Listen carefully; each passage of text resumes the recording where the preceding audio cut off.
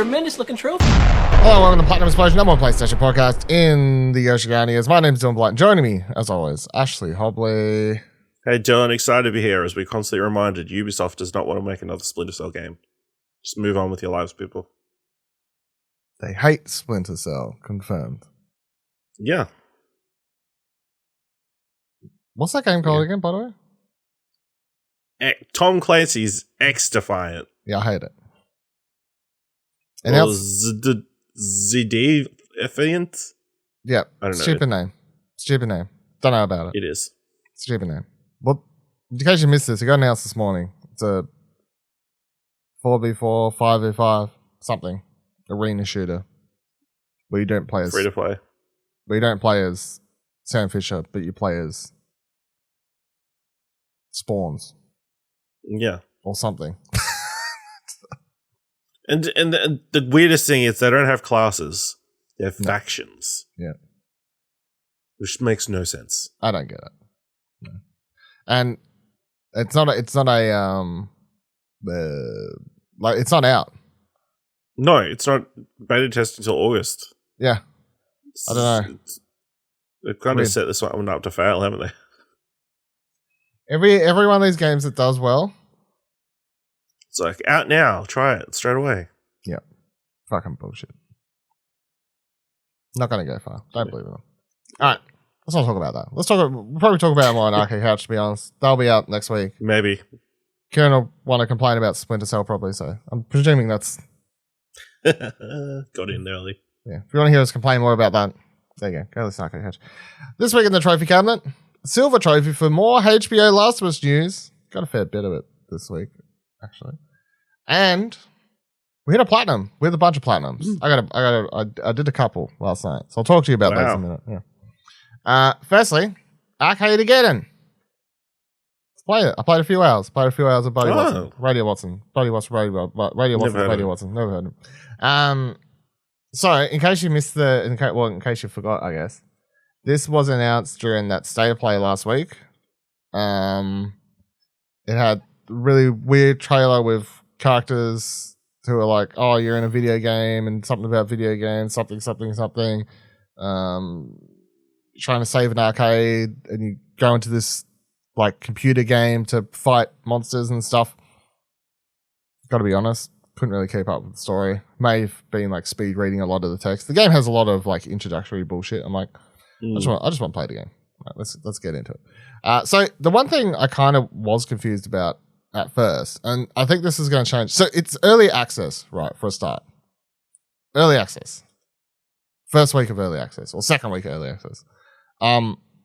It is co-op. Currently, as far as I know, there's no way to fight other players, really. It's just co-op. So you can play by yourself. You can play 2 people, 3 people, 4 people. Max is 4 people.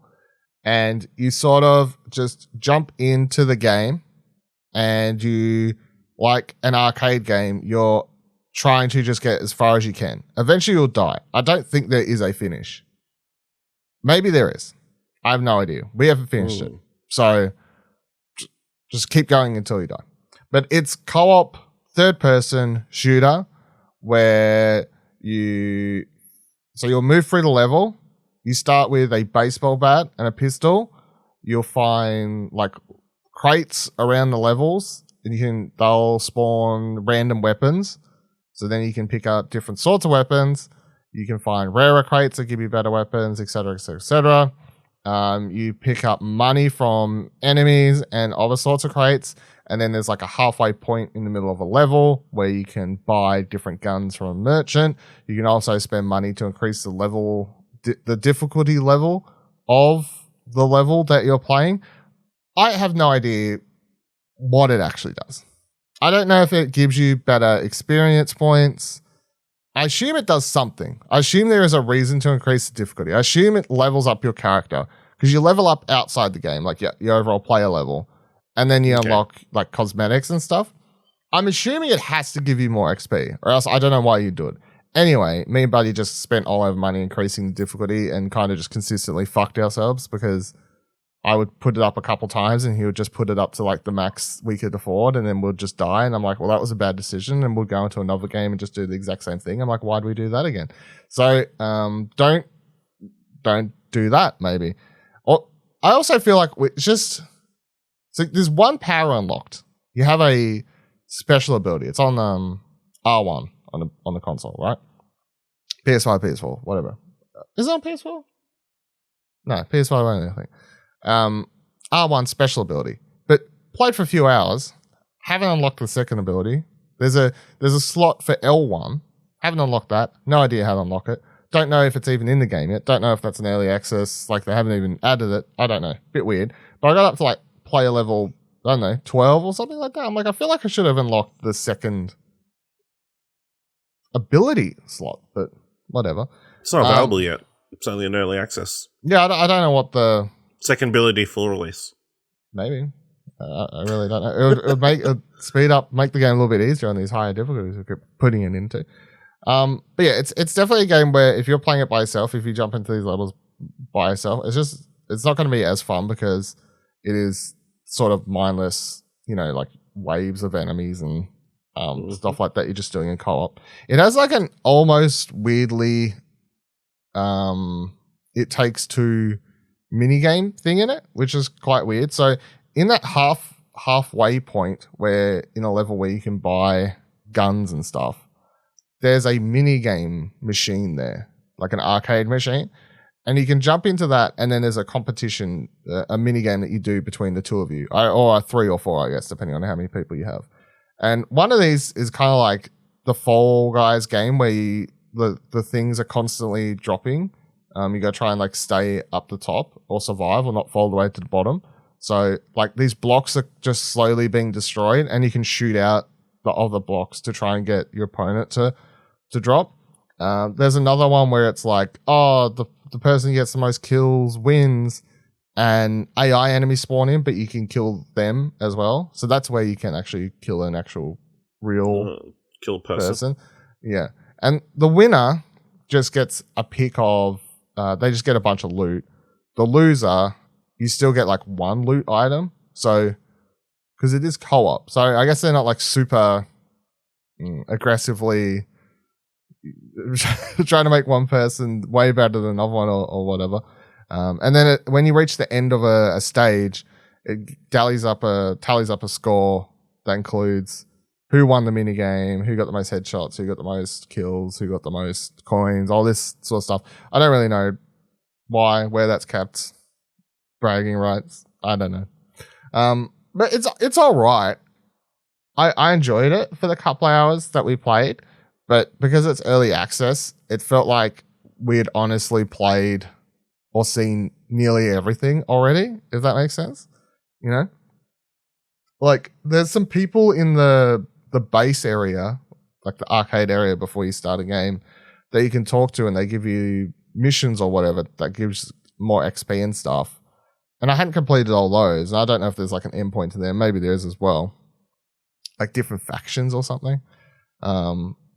So that is a thing, but we'd already seen the same levels a couple times. So there's only a handful of levels in the game currently that spawn in or whatever. And one of those levels has a boss spawn door. And when we did it the second time, was like, please don't be the same boss. Like, hopefully there's like a random element to the boss in this. But no, it's the same boss. So I had to find the same boss twice. So I was like, I don't know. Obviously, full game release, you'd expect a bit more variety and this sort of stuff. And they have a roadmap in it that lays out everything that's coming over the American summer, autumn, spring. It sounds like they're aiming for full release, maybe like late Q1, early Q2 next year or something like that, possibly. Don't really know. But yeah, given it's a PvE game, co-op game, compared to a lot of the shooters that are a bit more competitive, it does stand out as slightly different because it's not trying to be another 4v4 competitive shooter. It's just more of a co-op fun little thing. Oh, another thing that I didn't realize, I went and looked at the credits before we jumped off, and Elise and James Willems from Funhouse or ex Funhouse or whatever the go is. I can't remember if are they still there? I think so. I can't remember who left. It's still there. They were two of the writers on the game. So there you go. I thought that. There's a bit of fun trivia for you. Arcadegeddon. At $30 early access price is what it was. $29.95 or whatever. So that's the other thing. Early access. I don't think early access games on PS5 where you have to buy into them will ever do as well as PC. Because I just think that's the thing that PC people are more accustomed to and willing to do. Whereas I don't know if the console audience understands as much because there's just not that many early access games that you can get access to. So I would say it's I don't know. I wouldn't say you would regret spending your $30 to buy into it now, but I'm definitely not, I wouldn't rush it. I'd put it as like, I'll give it a 1 up, 1 down in my early access scale. 1 up, 1 down. That's where we're at. Yeah. Easy plats. So,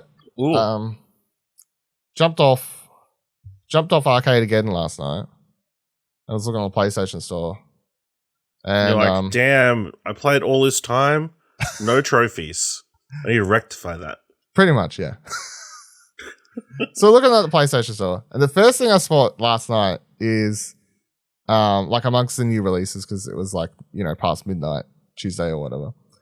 And I see a game that's called Tower of Balloons Autorific Arcade. Now, hold on. I really have to get this trophy list up because it has the dumbest, I think one of the worst, I'm owning the fact that I have created a game solely for trophy lists ever. What the fuck is it? Hold on. Tower of Balloons. The name's dumb. By the way, it's a game in which you simply bounce on balloons. Tower of Balloons. All right, so here's the platinum percentage on PSN profile. 95.78%. You know it's good.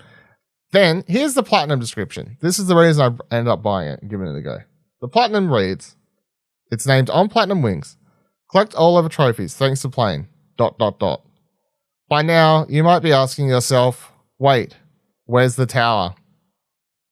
Well, a weird thing happened during playtesting. We got rid of the tower. And we forgot to rename the game. 0 out of 10. Literally unplayable. That's their platinum description. Because it is called Tower of Balloons. There is no tower in the game. At all. There literally is no tower of things.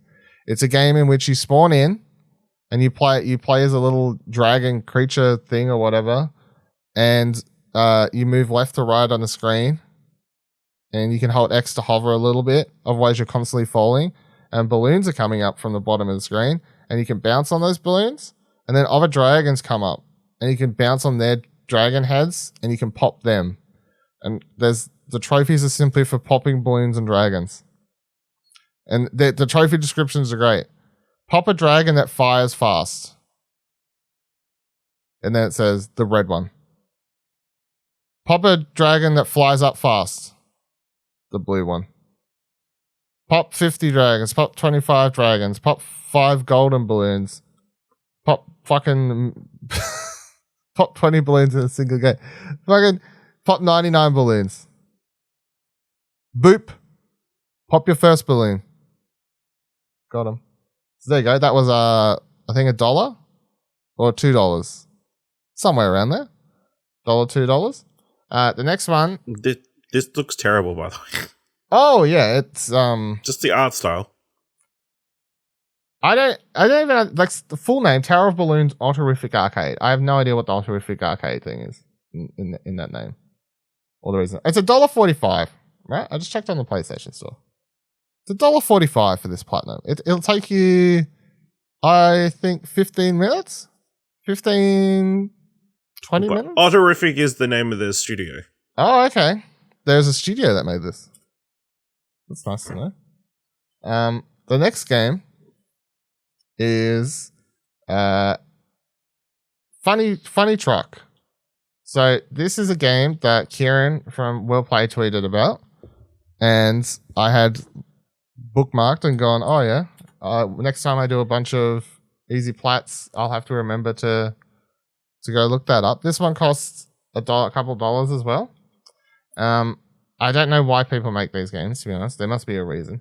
I think, it comes down to that funding thing. There was an article about.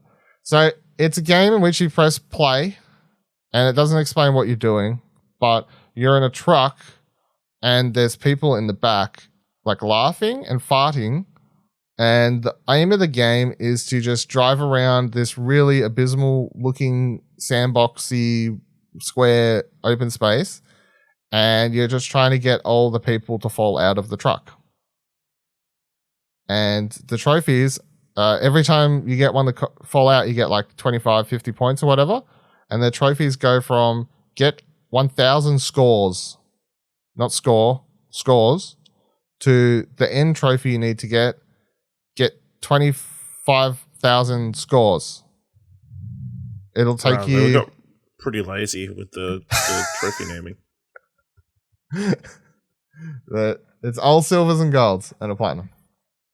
It'll take you like, I don't know, again, 10 minutes probably. My tip is to just run the truck consistently at an angle, at a wall, and move the controller left or right. So it's constantly like glitching out and just shaking people out. That was my the way. So the fastest achiever is 3 minutes 43 seconds. Oh, they really got a good system going. Nice. Very nice. And the last game, this one's a good one.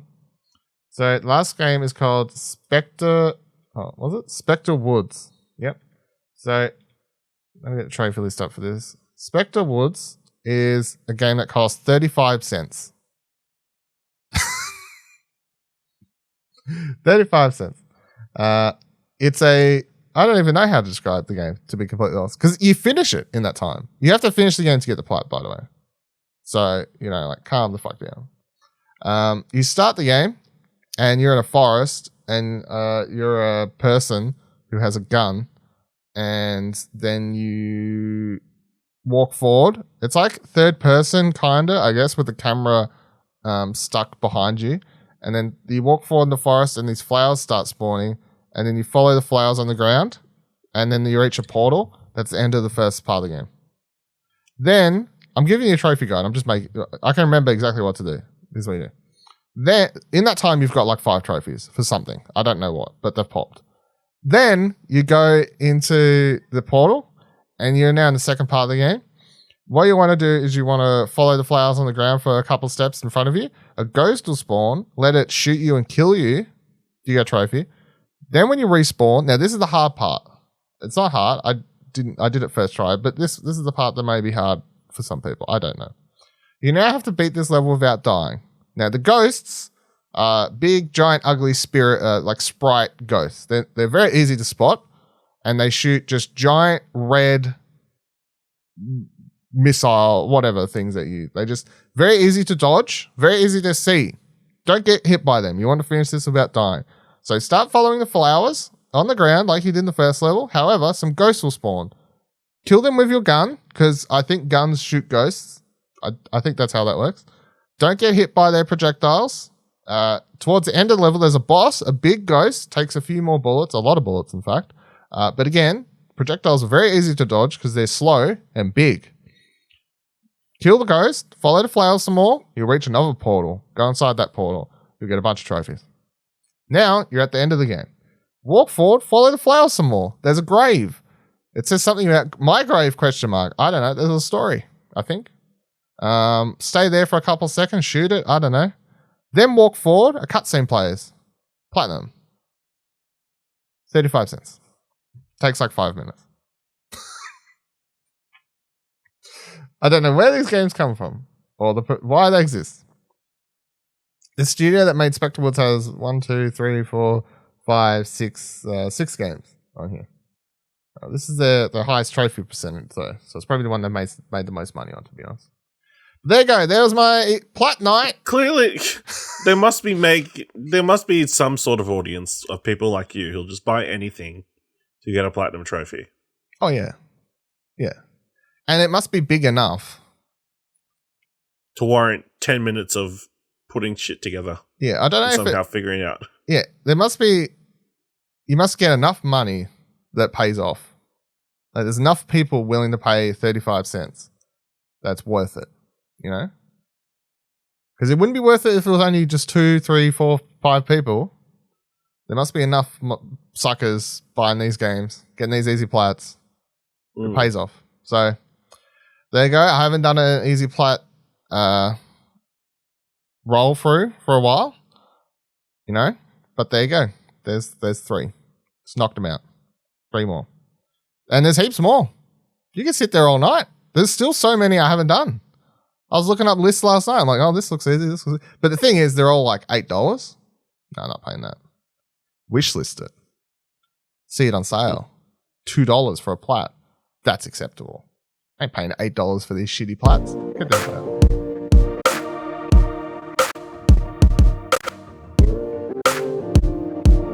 Let's get into some news. There's not much news this week, to be honest. But the biggest thing that I thought we'll talk about on here is the Tencent thing. Because they brought Sumo, whose last game was a PlayStation game. So, this is a hot topic, actually. I don't know if you know the drama behind this, but firstly, GamesIndustry.biz writes Tencent to buy Crackdown and Sackboy developer Sumo in $1.3 billion deal. The offer will see its shareholders receive 513 pence per share, which is a 43% increase on Sumo's last closing price. So apparently they got marketed quite high. I didn't realize Sumo would be such a hot buy, but there you go. Tencent already owns an 8.75% stake in the UK games developer, which works include the recent BAFTA award-winning Sackboy Big Adventure for Sony and Crackdown 3 for Microsoft. Although Sumo does develop its own IP, it's best known for its work for hire projects, which will continue under the new ownership. If agreed, Sumo will be the latest public UK games company to be brought for over $1 billion following EA's acquisition of F1 developer Codemasters earlier this year. So CEO Carl Cavers said, the 3 founders of Sumo who work in the business, Paul Porter, Darren Mills, and I, are passionate about what we do and fully committed to continuing our roles. Tencent has a strong record for backing management teams and their existing strategies alongside the acceleration of its own IP work. Tencent has demonstrated it's committed to backing our client work and has stated its intention to ensure that we have the necessary investment to continue focusing on work with our key strategic partners. So the thing with Tencent is a lot of people hate them. So they're big conglomerate, massive, they're kind of Chinese company, kind of becoming to be viewed as, I guess, a Disney equivalent in the gaming world to a degree, like in some forms where they're just sort of buying up. They started buying up a lot of smaller studios, and then they make a lot of more microtransaction-y type games and stuff like that. And the stuff they haven't been buying up, they've been buying stakes in slowly. But then when you look at what happens is they start buying in to a company slowly, like they did, I guess, with Sumo. And then they eventually have now rolled them into having, wanting to grab majority ownership, I guess. Mm-hmm. So for instance, I just went on. Well, do you want? I'll read out the list of people they've got stakes in. Yeah, I was about to say, because they're go for the big ones. So this is from, I don't know when this has last been updated, but obviously not since the news today. Riot Games 100% ownership, Funcom 100% ownership, Liu 100% ownership, Sharkmob 100% ownership, Supercell 84% ownership, Grinding Games 80% ownership, Epic Games 40% ownership, Pocket Gems 38% ownership, Fat Shark 36% ownership, Sea Limited Garnia 25.6% ownership, Donut Entertainment 22.63% ownership, Marvelous 20% ownership, Netmarble 17.66% ownership, Kakao 13.54% ownership, Krafton 10% ownership, Sumo Group, they used to be 10% ownership, Frontier Developments 9% ownership, Activision Blizzard 5% ownership, Ubisoft 5% ownership, Paradox Interactive 5% ownership, Remedy Entertainment 3.8% ownership, Miniclip was a majority ownership, Clay Entertainment a majority ownership, 10 Chambers Collective majority ownership, Jaeger Development majority ownership, Voodoo minority ownership, Bohemia Interactive minority ownership, Payload Studios a minority ownership, and they've also had investments in Discord, Roblox Corporation, Lockwood Publishing, Platinum Games, and Aiming. So a lot of money and a lot of different pies. Yes, and that's one of the reasons a lot of people have been getting angry about them and the Disney comparisons and this sort of stuff. That's just the video game stuff. Yeah, they have they have more, yeah.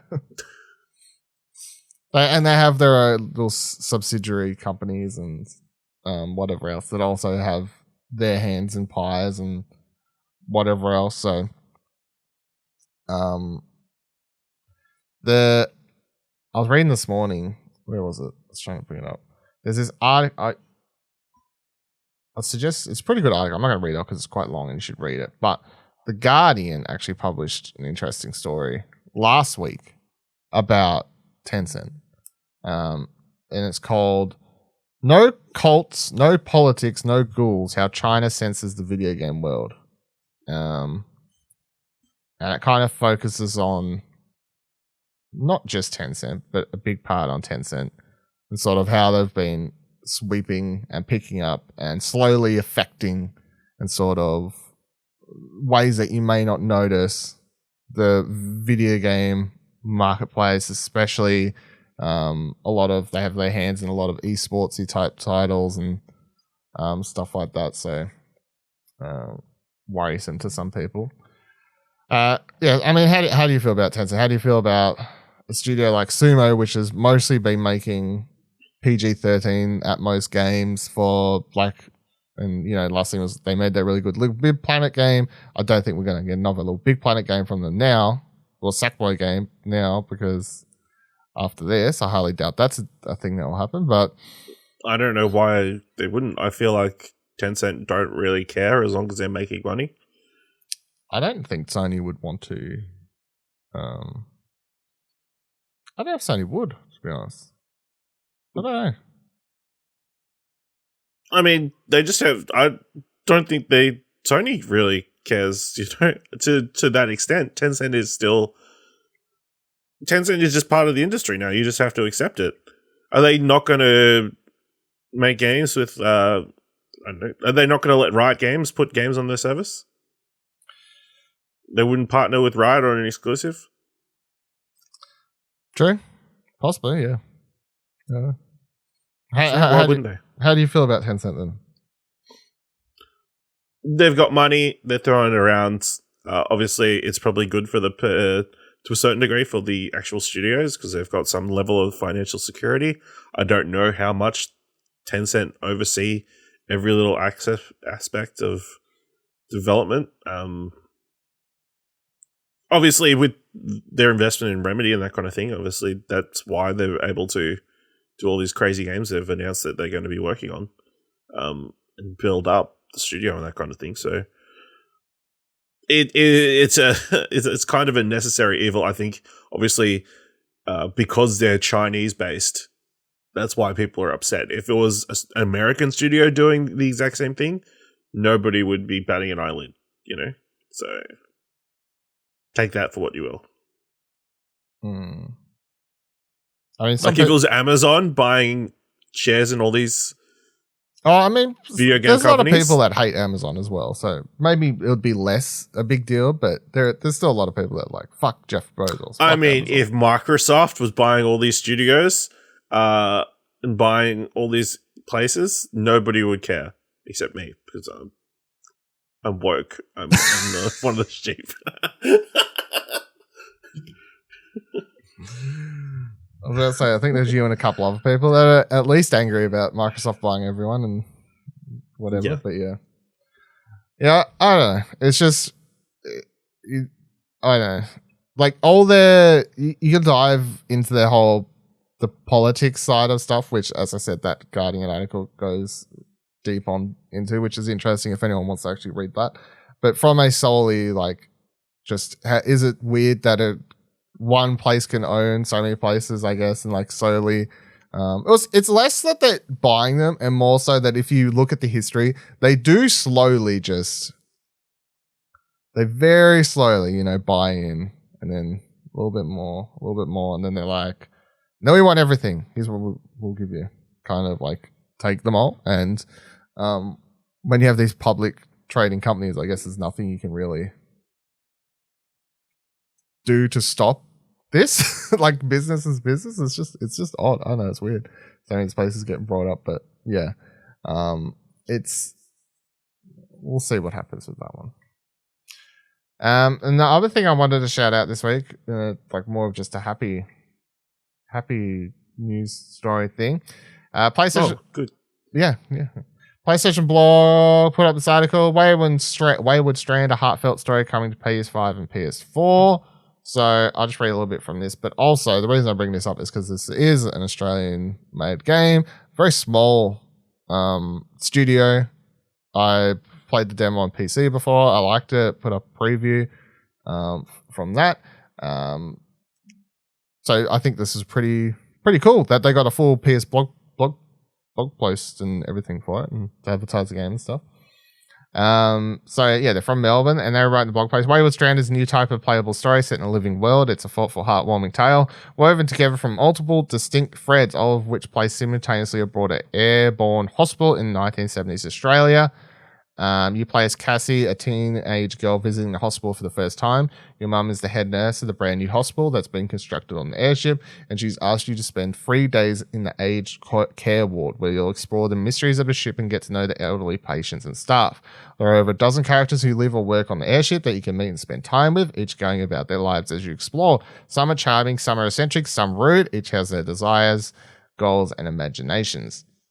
So yeah, the cool thing about this is like it is like a sort of old school adventure game. It's like, but in what I played at least, there wasn't, there's not really puzzles. It's just, you're clicking on stuff and talking to people. But the cool thing about it is everything happens in real time.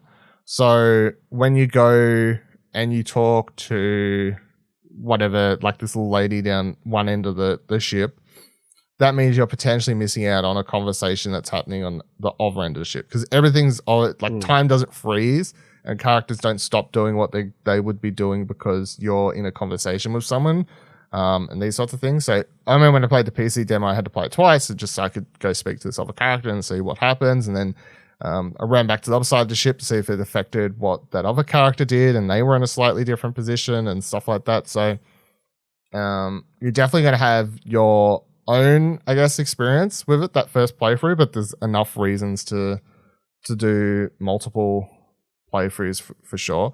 It has a really cool art style. I guess it's like sort of, I don't know how you'd even describe the art style. How would you describe the art style of Wayward Strand, do you reckon? It's like cartoony, but like cartoony, kind of storybookish. Yeah. Children's storybookish, yeah. Yeah.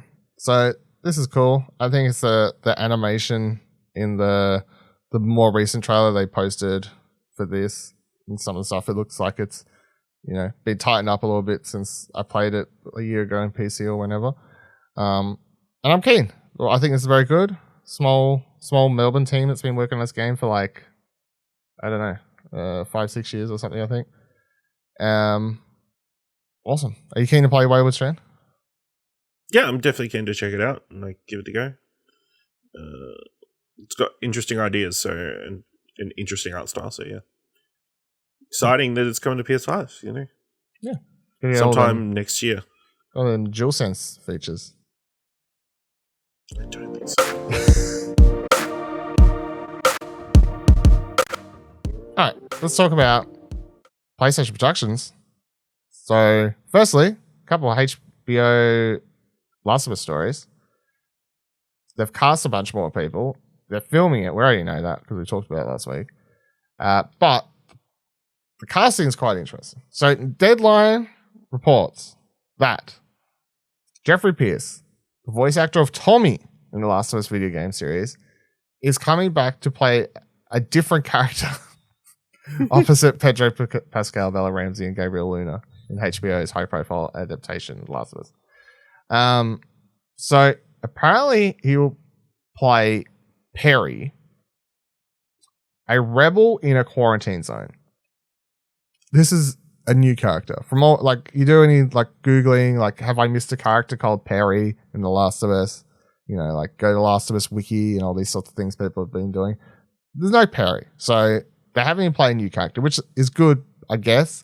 I don't think it'll be that weird to have him come back and play a different character because he doesn't look exactly the same as Tommy.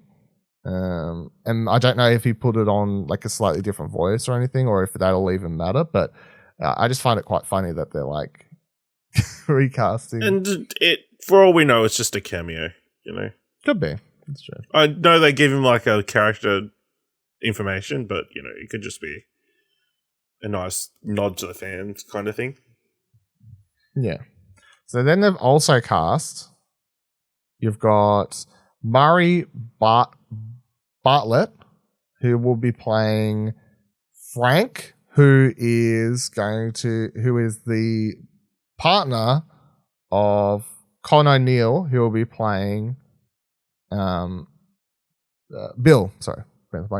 Bill. So we know Bill, of course. Bill's a big part of the first game. We wondered if they would include that in the adaptation, but they are. But the interesting thing is the fact that they've cast someone to play Frank. So we're spoiling this because it's a PlayStation podcast and it's not like it's not What Do You Want to Watch, where people, I don't know, may not have played the game, whatever. But come on, we're talking about Last of Us Part 1. All books are off the table.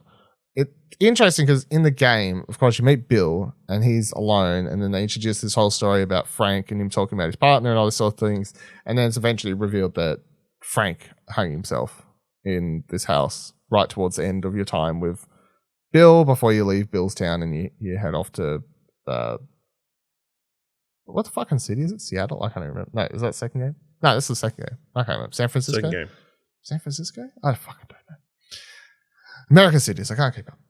But yeah, it's interesting they've cast Frank, so it makes me wonder if they're changing it so that Frank's there and they're with them for a longer time, because they're not going to do a flashback for a side character. That would just be weird, I feel. So I would say it's more likely that I wouldn't rule it out. Well, no, like it's not a zero. It's not impossible, but I would just say that if I was to pick what they're doing, I think they're going to have Frank and Bill there, because the whole thing is that Frank spits it with Bill and like says, nah, fuck, like too much pressure between Bill and the apocalypse and, you know, all this. And he just says, fuck you. And he goes and hangs himself. So I feel they can still do that really fucked up dark story. And they can just make it even more fucked up and dark if you actually meet them together and then you begin to like people watching this for the first time who haven't played the game, you begin to like Frank and all this, and he goes and hangs himself just a lot. You get a bit more attached as an audience, I guess, rather, because in the game, I guess there's a shock value to entering that house. You're walking through, you're entering it yourself, you know, and it's like, oh, go into this room, what's in the room? Oh, someone's hanged himself, you know. So I don't know, they play out slightly different, I guess, between the mediums. So there's your update on casting. Again, we talked about the week they are filming it, so obviously these people aren't. It's interesting though, because they only just announced. You would have thought they would announce Bill and stuff earlier, because I'm like, well, how long? Unless they're getting to Bill until like that, maybe that's the end of the first season or something, like around Bill's town or something, and they're not going to go as far as we think, and they're really spreading out how much further it's going. I don't know. Following on, Forbes writes, The Last of Us series may cost HBO more than Game of Thrones. So they write, we know that HBO has sunk a lot into production and recently learned that it was going to do 10 episodes. So we now have confirmation on the number of episodes per series. 10 episodes for the first season, with designs on continuing on into the future. They write here, we don't know if the season 1 will clear the entire first game or not, and there's obviously the recent sequel. But now we have some picture of how much HBO investing in the series on the outset, and it rivals its biggest offering ever, Game of Thrones. According to a local news story about how Last of Us was probably the biggest film project in Canada right now and boosting the local economy, we'll get a quote from IATSE 212 president, whatever that is, Association of Film Artists and Technicians in the region, Damien Petty, who said, the project well exceeds the 8-figure per episode mark. So there is a multiplier effect on our economy in terms of its impact. There are hundreds of related businesses benefiting from the plethora of work. 8 figures per episode means that at minimum, the budget is $10 million an episode or $100 million for the 10-episode season. But he says it well exceeds that. So it could be $12 million, $50 million, potentially $150 million for the entire season. And if that was true, that would exceed the budget of even the final season of Game of Thrones. So what do you reckon if they're like? I don't reckon this person's lying because they're working, whatever. But it doesn't sound like they have a exact number. They've just seen how many figures or whatever it was. But just do you reckon this is as much as you thought they would be investing in The Last of Us? Like, not necessarily. I mean, and it's not like a crazy fantasy world like HBO. I don't imagine they'd be building the same kinds of sets and doing the same kind of special effects, but they are shooting still in a pandemic. Things are going to take longer to get done and that kind of thing, so those costs kind of add up. I'm sure there's other elements to that as well. I'm sure Pedro Pascal doesn't come cheap. And Craig Mason himself probably, on the back of Chernobyl, his pay rates are probably a bit higher and that kind of thing. And I mean, it's promising that they're kind of banking on this being their next big thing. That they want to make sure it's as good a quality as possible. And I guess we should all be excited that they're going to make incredibly good-looking clickers. Like real action, they better for this price. I hope it's like really good makeup effect and not relying on CGI. Too much CG. Yeah, it's what I prefer. It just ends up being Demogorgon. Yeah. I'd say they're creating a lot of sets for this though as well.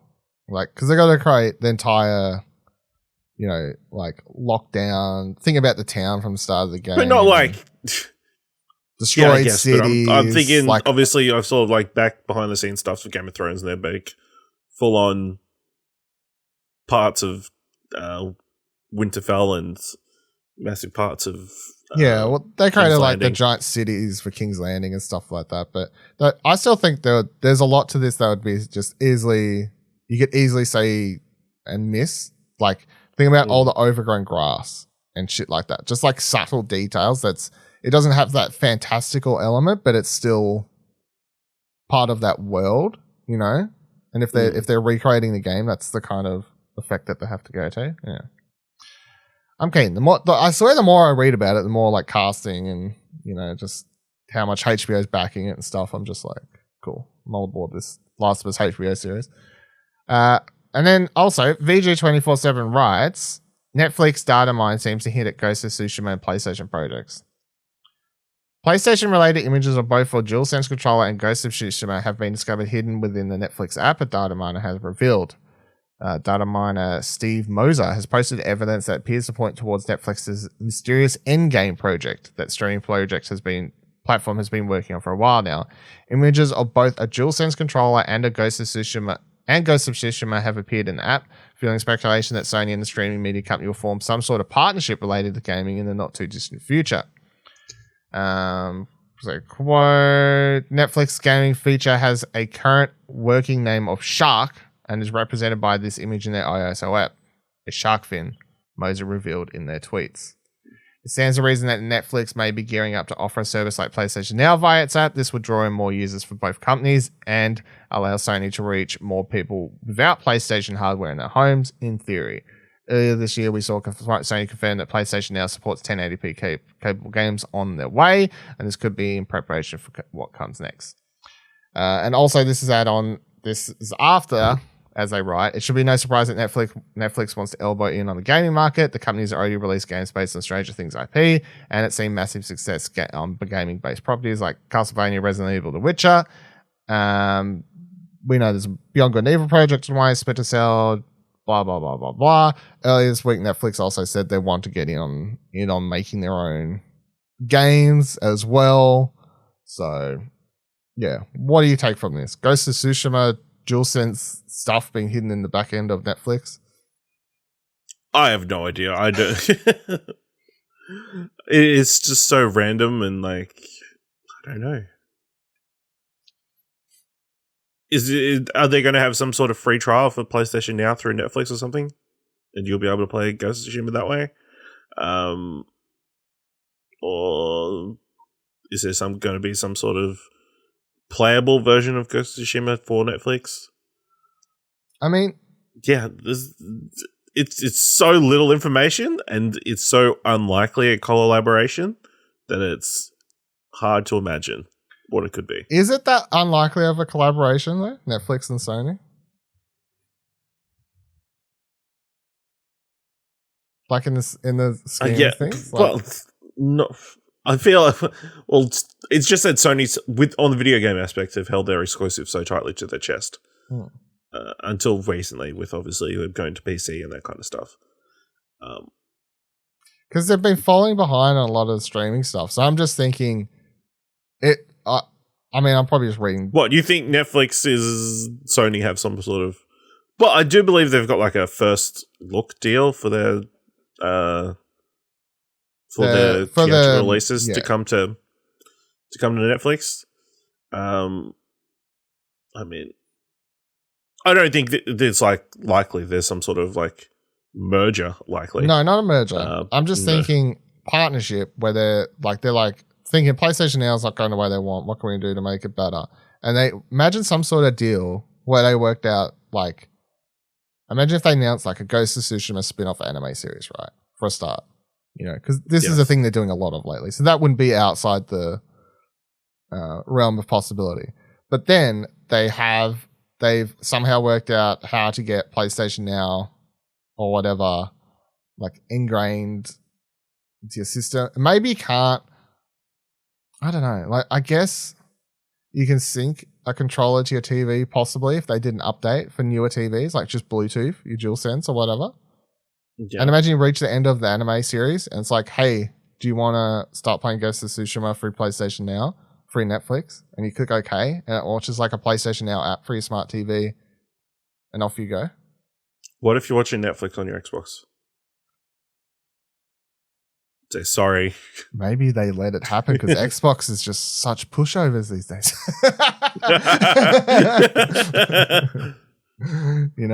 But I don't know, it sounds so crazy, but I'm also just I wouldn't put it past something crazy like that happening these days. They're always just trying to work out ways to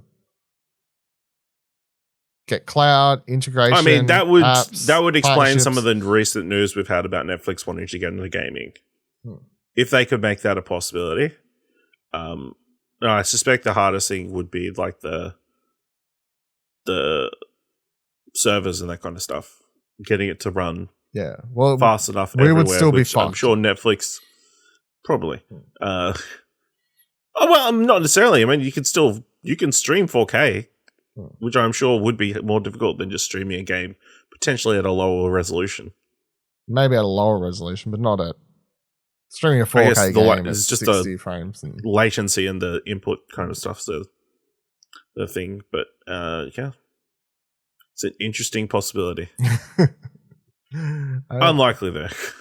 Netflix is like, we want to get into games, but we don't know how to go about it. Sony's like, well, we can team up and you can use our cloud-based service that we brought years ago that I can't remember the name of. Geico. Right? No, that's Geico's the American insurance company. Is it? No, it's Googling this. Sony streaming company. Crackle. No, that's not it. Cloud, I guess, should be the... hundreds of millions of Gaikai. That's it. Gaikai. Yeah. Yeah, you got it. All right. I couldn't remember. Yeah, but what if they're like, hey, we've got Gaikai. We've got this thing we paid like $1 billion for that we use for PlayStation now, which is really not a success.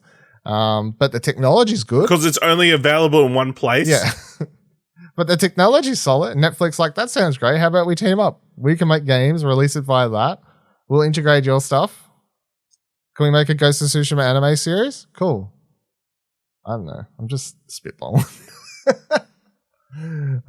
Dreaming. I don't know. Who knows? We'll see. It's interesting though. There's definitely something there. There's definitely something there. Someone hasn't accidentally placed these images in the back end of the app. So they're pretty random things to accidentally have. But it also means that maybe there's if they're fucking around on the back end like that, and it's in the most recent. If they could find the file, like data mine it in the most recent update of the Netflix app, it means it has to be like something to do soon. I don't know. You watch this turn out to just be a fucking pop-up ad or something that's like, hey, buy a PlayStation. Well, I'll be like so disappointed. All right. As we move towards wrapping up the show, of course, you can let us know any comments, questions, or you have the show on our Discord or Twitter, like Michael did the other week, and I forgot to bring them up last week. So the week before. That's fine. So, firstly, he said, will The Last of Us Part 2 multiplayer be released in 2022? Do you want to put our bets down now, Ash? 2022, I think, likely. Or this year? You can pick this year or next year. Not this year. Not this year. Not at this point. Sorry, Buddy Watson. I'm going to be a sucker and still say that's coming this year. Solely because I believe that the Last of Us multiplayer thing is something that they can do a state of play for and say it's out now, tomorrow, next week. I don't think it needs a 3-month lead up, especially if it is actually free to play, which I'm thinking it might be, to be honest. Now, Naughty Dog was recently hiring for multiplayer people, and it all sounded like just free to play. Yeah. That's what the problem is. It's like they've been hiring recently. Yeah, but it all sounded. I don't think it's as far as long as we think it is. It all sounded like people to bring on to be in charge of upkeeping and continuing content. Like you've got the core team building the game, and now it's like, well, if it is free to play, and even if it's not, it's obviously a game they want to keep making content for and keep people playing. So then you got to have a team doing that. And it sounded to me that's what Naughty Dog was hiring for. But yeah. So I'm still gonna say this year solely because we don't need a big hoorah lead up. You can shadow drop that shit. And it's fine. Go for it. Maybe it's bigger than we expect it to be. Maybe. It's true.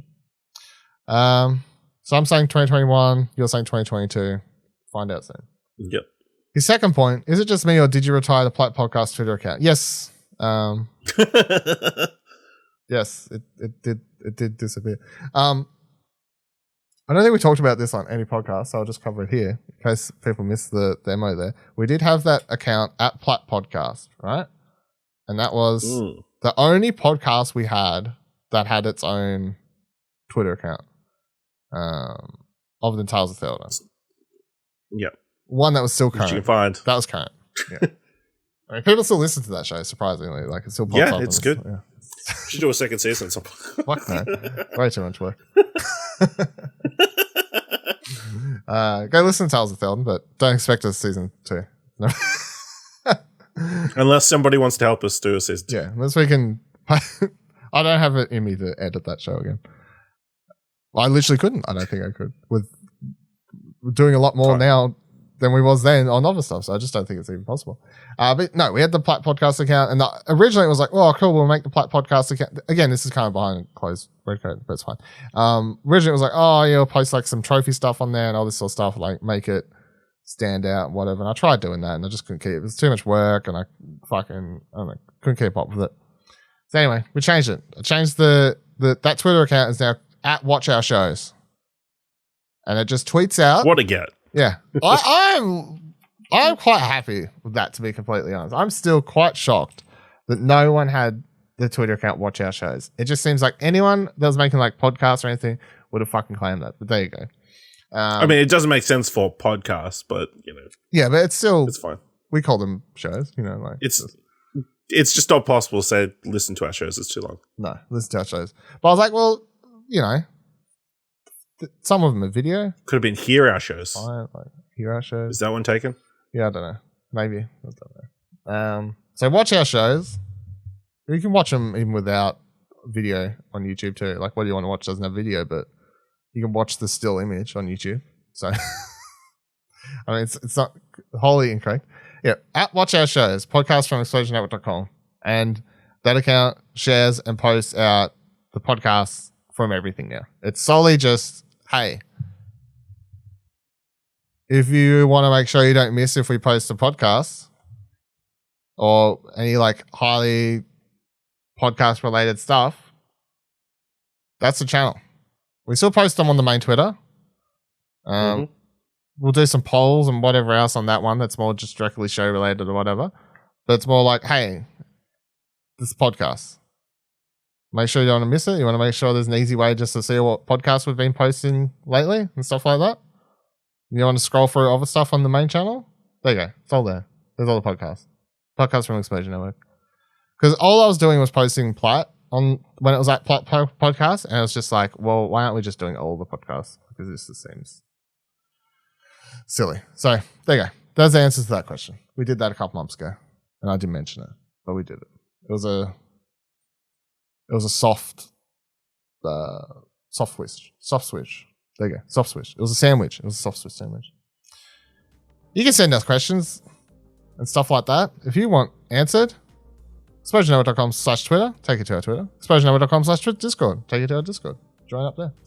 And if you like this episode and thought it was worth $1, head on over to ExplosionNetwork.com/support. Take you to our Ko-fi page. You can drop $1 and or more. That'd be greatly appreciated. Until next week. Remember that every trophy counts, including those ones I listed out. 35 cents, $1.35, $2, I think. You're spending less than $5 for 3 platinums in under an hour. Possibly under half an hour if you are good and know what the fuck you're doing. Under half an hour, 3 plats, every trophy counts. Get your shit together. Hey, don't forget you can subscribe to the show wherever you're currently listening, and you can drop a review if you can. Find more great shows like this and more content over at explosionnetwork.com, and please consider supporting us for as little as $1 over on our Ko-fi page by heading to explosionnetwork.com/support. Thanks for listening.